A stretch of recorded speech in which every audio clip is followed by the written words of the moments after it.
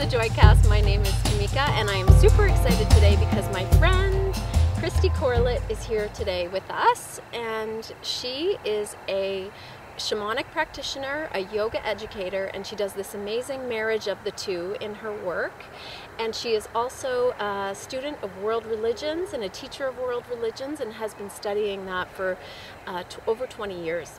So in particular, the Hindu gods and goddesses, which is so perfect for those of you that are led to study that, and those of you that are involved in yoga.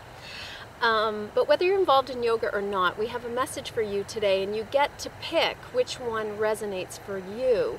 The way that the Joycast works is that it's a practice in intuition. So you will hear 3 choices from nature and use it as an oracle. There may be 1 or 2 that jump forth and want you to pay particular attention to them, or it may just be 1, and we'll just go from there. And today it's trees that we get to get the messages from. So, and also when Christy talks about them, Christy, can you tell us about the male-female combination of the gods and goddesses?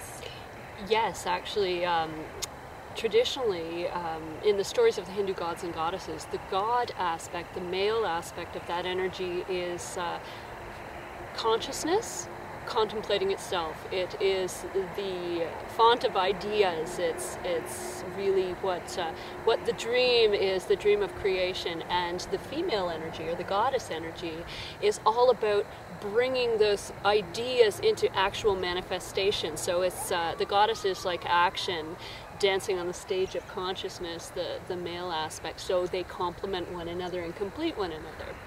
Wow, that's perfect. So we're going to get a message that includes both the feminine and the masculine. So your choices today are oak, birch, or poplar. So whichever one speaks to you most strongly. Is it oak, birch, or poplar? So if you chose oak, I'll invite you to contemplate this. The ancient Celts viewed the oak tree as a symbol of strength and endurance, and the oak tree was so strong that even struck by lightning, it would often regrow and bring green shoots up again. So oak, shamanically and speaking from a voice in nature, is an ancient tree, a tree of great strength. And in connection with the Hindu pantheon, the Hindu gods, one might relate the oak tree very much to Vishnu and Lakshmi. Vishnu is known as the sustainer in the Hindu pantheon. That is, he sustains life, he maintains health and balance in the universe. And Lakshmi is the distributor of wealth and abundance. And so if you chose oak, it might be a time of great abundance, or it might be coming into a time of great abundance for you. And you may want to investigate the teachings and stories of Vishnu and Lakshmi. It's beautiful, and it so fits with what came in for me around oak. Was this 2 words actually, solidarity and sovereignty were the 2 words that kept coming in. And sovereignty sort of being the sentinel in your own life, and right now the energies are very much about clearing away and editing that which does not serve you. And so I think about this abundance that you speak of, and this strength, and this like green growth coming out of even a lightning strike, and I think about how much more of that we can cultivate if we do release what isn't serving us, whether it's in relationship, whether it's in friendship, whether it's in parenting or in work, career, even in your house. Getting rid of those things that feel like sort of stagnant energy, I think will help move that abundance along that you speak of. So that's for you if you chose oak. So if you chose birch, in terms of shamanic work, certainly in terms of, again, the Celtic traditions, is considered a very special tree because it marks the entrance to the other world. So it marks a place which is neither quite here nor quite there, a betwixt and between place where transformation is about to occur. And in terms of the Hindu gods and goddesses and their stories, it brings to mind Shiva and Kali, who are incredible proponents of change and transformation. And so if you were working with birch energy, you might open your heart to the change that is flowing through it and think about surfing the wave of change that's coming into your life. So encountering change and opening your heart to it in a positive way, because it's going to carry you into something new.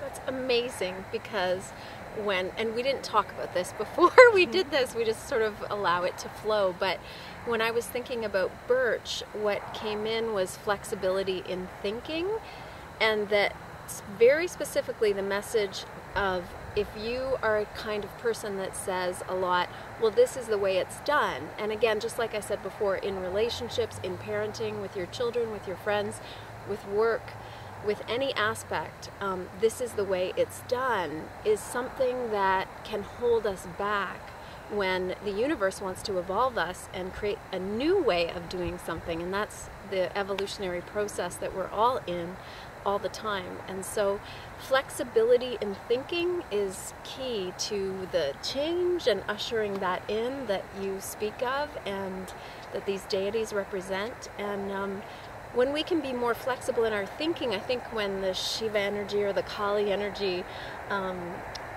storms into our life, it can be much smoother when we're not stuck in, well, this is the way it's supposed to be. So that really resonates for me. So that's for you if you chose birch. If you chose poplar, poplar is traditionally a tree which, if you sit and listen to the leaves of a poplar tree, those broad leaves that shake in the wind, it makes a lovely sound. And it was traditionally, again, looking at the Celts and the Druids, a tree that ushered in the messages of the infinite, the messages of the gods. So if you had a question that you were addressing, or something you wanted to express, and you were sitting quietly in nature, contemplating that, it was said that if you listened very carefully, the poplar might bring you messages. Almost in a sort of interpretive or intuitive way, you might be able to draw something, some inspiration from the sound of the poplar and its leaves, the speaking or whispering tree. And in terms of the Hindu gods and goddesses and their stories, I think of Brahma and Sarasvati is the goddess of the word. She's the goddess who speaks to the arts, who is to be addressed when you're undertaking a creative endeavor, and Brahma himself is the creator. So in these two combined male and female energies, there's this great artistic expression, this flowing forth of creativity from within, and that's what I think of when I think of poplar. Whoa, that is super amazing. And I was led to speak about listening for this, so it's perfect. The idea of the throat chakra came in for me, but not specifically what we think of when we think of the blue energy at the throat chakra. We often think about speaking our truth. That's commonly what we do and what we work with. But the opposite of that, or not the opposite, but the same energy in the throat chakra is also listening. So practicing your listening, and it's so interesting because this has been coming in for me lately, and I feel like I'm supposed to share it here also, is that we often, when we think of opening ourselves to someone and listening, we sort of do that from here. And if you think about yoga, it's like a front extension, or what's sometimes called a back bend. So it's like we think of opening here, but the message that I'm getting is that it's from all the way around. So it's a 360 listening. However you interpret that, listening from your whole body, listening from your gut, listening from your heart, not just your ears, listening from your back body, listening from the ground, listening to the messages of the earth. and being able to be present for yourself and others in this special way. So what a great message from the poplar tree. So thank you for joining us on the Joycast today. It's been a pleasure to be with you, and we have a special thank you to Christy Corlett for joining us. Thank you for your wisdom and for sharing it, and I'm so glad everyone got to meet you today. And am I. Namaste. Namaste.